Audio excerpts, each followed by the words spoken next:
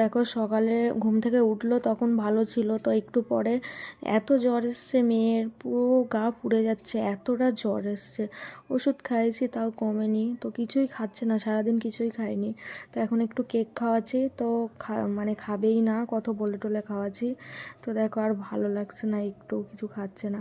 তো ও হয়েছে পুরো আমার মতো, মানে জ্বর হবে না তো হবে না, আর যখন হবে তো পুরো বিছানা সার হয়ে যাবে।